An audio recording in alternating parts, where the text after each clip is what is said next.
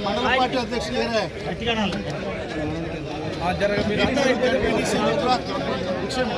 మా మండలం అందరు కాదే మండల పార్టీ అధ్యక్షులు సార్ ఇప్పుడు వాళ్ళు ఎవరు సూర్యాపేట మండలం వాళ్ళు అందరూ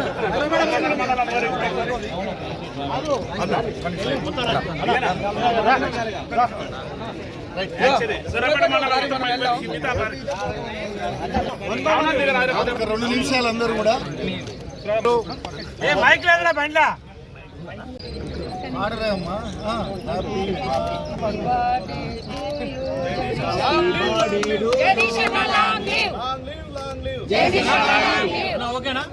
ఒక నిమిషం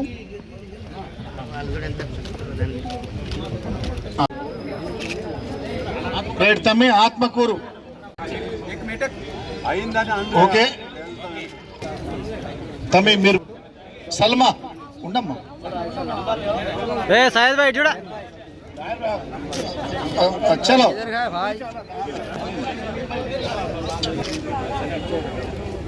చలో మున్సిపల్ కౌన్సిలర్ రియాజ్ అందరు వచ్చారు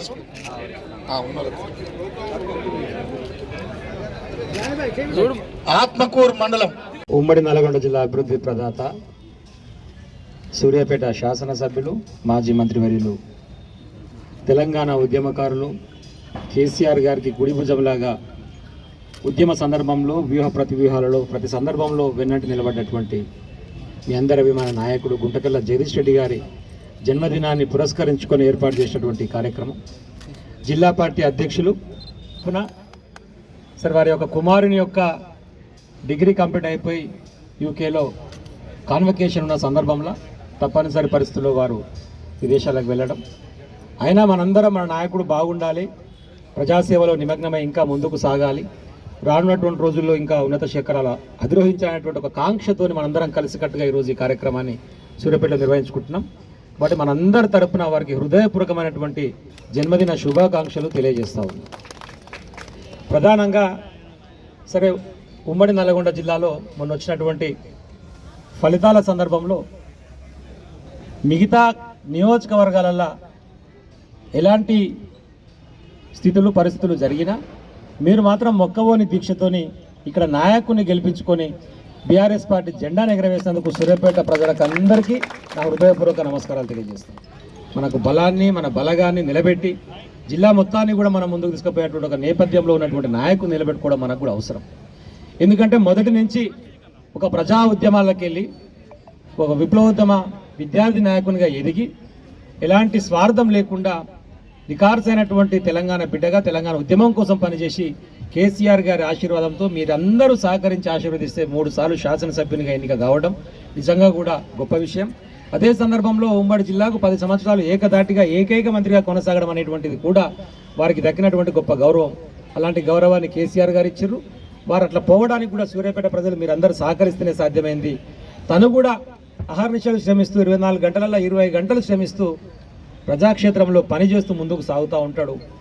ఎంత గొప్పగా పనిచేసినటువంటి విషయంలో మీరందరూ కూడా కానీ ప్రత్యక్షంగా కలిసి తనతో పాటు నిలబడ్డవారు కాబట్టి మీకే అందరికంటే ఎక్కువ తెలుసు అనేటువంటి విషయాన్ని కూడా గుర్తు చేస్తా ఉన్నాం. నిన్నయాల జరుగుతున్నటువంటి కామెంట్స్ సరే, కొద్దిగా స్తబ్దుగా ఉండేటువంటి వాతావరణం, నిర్లిప్తత అనేది ఉంటుంది, కొంచెం నైరాశ్యం ఉంటుంది.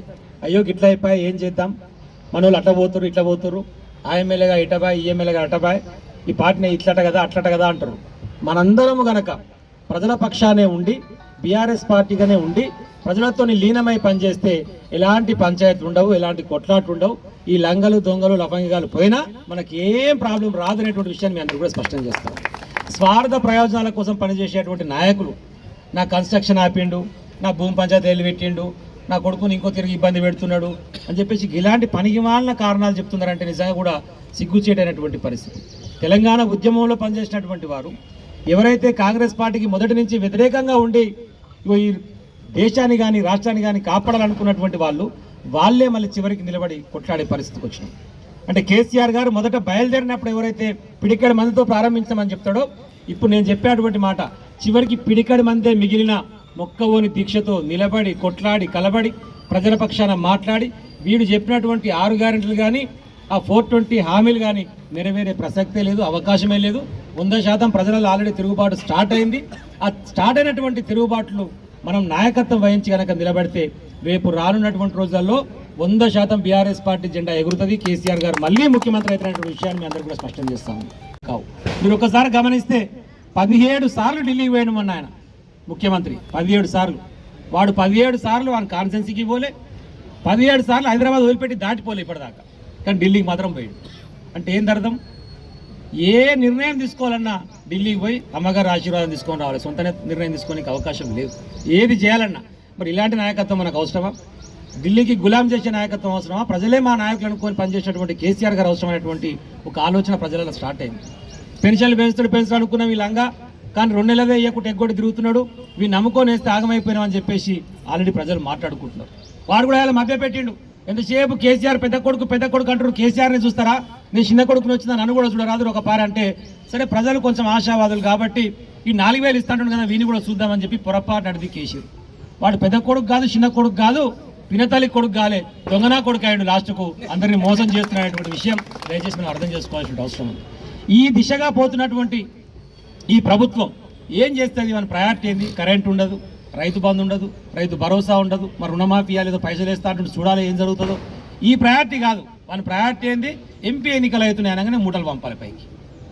మొన్న పోయిండు, 17 సార్లు పోయిండు కదా, 6 మంత్రి పదవులు ఖాళీగానే ఉన్నాయి, 7 నెలలు దాటిపోయింది. మరి మనోళ్ళు అడుగుతుర్రా ఏమైనా మరి 7 మంత్రి పదవులు ఖాళీగా ఉన్నాయి ఇవి కదా అని చెప్పేసి అడుగుతుర్రా? ఎవరు మాట్లాడరు.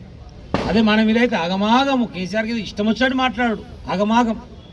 6 మంత్రి పదవులు ఇస్తా, పీసీసీ ప్రెసిడెంట్ని మారుస్తా అని ఢిల్లీకి పోయాడు. ఢిల్లీకి పోగానే 5 నిమిషాలు కూడా మాట్లాడాలి, 5 నిమిషాలు కూడా లోపల తీసుకుపోయారు. అక్టోబర్లో మహారాష్ట్ర ఎన్నికలు ఉన్నాయి, దానికి పైసలు అవసరం అంటే ఒక 1000 పంపురా అని చెప్పి పంపించింది. సార్ మరి ఈ మంత్రి పదవులు పిలిచి తర్వాత మాడదాం పోయి, అది వాని పరిస్థితి. ఇక 1000 పంపురా అని చెప్పారు, అయిపోయి వాళ్ళకి అర్థమైంది జనాలకు తెలిసి. ఇప్పుడు పంచాయతీ ఏంది? వీడు 1000 పంచమన్నాడు, బాగానే ఉంది. వీడు కనుక 1000 పంపితే మహారాష్ట్రలో బీజేపీ పార్టీ ఓడిపోయేటట్టు ఉంది. కొంచెం కూటమికి మొన్న నిన్న సీట్లు వచ్చినాయి, పుసుగా మళ్ళీ కూటమి గెలిచింది అనుకో, ఈ కొడుకులో బలం పెరిగితే అసలే బొంబాయి పైసలు ఎక్కువ ఉంటాయి, మళ్ళీ పార్టీకి బలంగా అవుతుంది. కాబట్టి ఏం చేయాలి? ఈడాడికి 1000 పంపొద్దు అంటే ఫస్ట్ వీళ్ళు ముడిమిద్ద అనాలి. అంటే ఏం చేయాలి? మళ్ళీ ఓటుకు నోటు కేసు అయితే ఉంది కదా, చూద్దాం దీంట్లో ఏమైనా దొరుకుతున్న కొడుకులు లోపలేద్దామని చెప్పి మోడీ గారు ఆలోచన చేస్తారు. ఇప్పుడు వీడికి భయం చూడబడ్డది. మన పీయూష్ గోయల్ రాగానే పిలుచుకొని చెప్పిండు, అరే మా పార్టీకి ఇచ్చేదని ఇస్తా, మీ పార్టీకి కూడా కావాలంటే పంపుతా, నా జోలికి రావద్దని చెప్పి మోడీ గారికి మాయగా దండం పెడతా అని చెప్పి. కానీ ఇక్కడ జరుగుతున్న చర్చ ఏంటంటే, అవకాశం ఉంటే వాడిని లోపలేస్తే 1000 పంపుతూ ఉండడు, కింద మీద ఉన్నటువంటి కేసీఆర్ తిరిగాడు, పొంగలేడు కొడుకు మీద కేసు, ఇటు వివేక్ మీద కేసు, అందరి మీద కేసు ఆయన ఆల్రెడీ. కొడుక మీ సంగతి ఏం చెప్పురని చెప్పేసి బీజేపీ కూడా బెదిరిస్తాడు, అవకాశం ఉంటే గవర్నమెంట్ కూలగొడతాడు. అదే అక్టోబర్లో మహారాష్ట్రతోని మళ్ళీ తెలంగాణ ఎన్నికలు వచ్చినా వస్తే దయచేసి జాగ్రత్తగా ఉండరు అని చెప్తారు. ఇది జరగబోయే అవకాశం ఉంది. అంటే అప్రమత్తంగా ఉండి రాజకీయాలను అవగాహన చేసుకొని ఈ లంగల దొంగలను కనిపెట్టుకొని ప్రజల పక్షాలను నిలబడి ప్రజల కోసం పనిచేస్తూ ఎప్పుడు అవకాశం వచ్చినా మళ్ళీ బీఆర్ఎస్ పార్టీ జెండా కోసం పనిచేసి ఇక్కడ జగదీష్ రెడ్డి గారి నాయకత్వం కానీ, మన కేటీఆర్ గారి నాయకత్వం కానీ, మన నాయకుడు కేసీఆర్ గారి నాయకత్వాన్ని నిలబెట్టి మళ్ళీ తెలంగాణ రాష్ట్రంలో బీఆర్ఎస్ పార్టీని గులాబీ జెండాని ఎగరవేయాల్సినటువంటి బాధ్యత మనందరి మీద ఉందని చెప్పి మీకు అందరికీ హృదయపూర్వకంగా విజ్ఞప్తి చేస్తూ మరొకసారి మీ అందరి సమక్షంలో ఇంత మంచిగా పుట్టినరోజు వేడుకలు జరుపుకుంటున్నందుకు ఆనందంగా ఉంది. జగదీష్ రెడ్డి గారికి మనందరి పక్షాన మరొక్క మారు హృదయపూర్వకమైనటువంటి జన్మదిన శుభాకాంక్షలు తెలియజేస్తూ సెలవు తీసుకుంటాం.